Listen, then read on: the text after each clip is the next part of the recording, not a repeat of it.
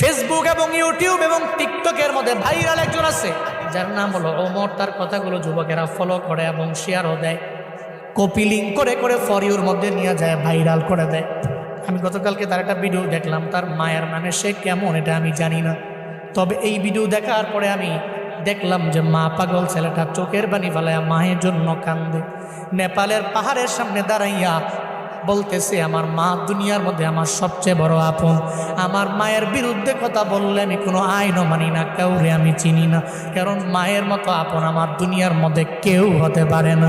সে বলতে লাগলো, যখন আমার বাবা নাই, আমার মা ছাড়াই পৃথিবীতে আমার আপন যখন কেউ নাই, আমার মায়ের গার্মেন্টসে চাকরি করে করে করে করে কোনো রকম জিন্দেগি চালাইয়া আমারে ফালাইয়া যায় নাই, বরং পরিশ্রম করে করে আমার মা স্কুলের মধ্যে আমারে পড়াইলো।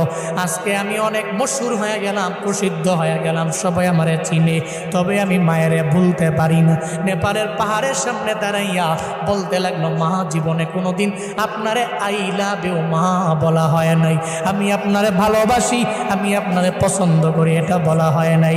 ওমর নামক ওই ছেলেটা বলতে লাগলো, এরপরে আমার আপন আমার নানি, যদি জীবনে কোনোদিন একটা হেরিয়ার গাড়ি আমি কিনতে পারি, আমার মায়েরে ওঠামো, আমার নানিরে ওঠামো।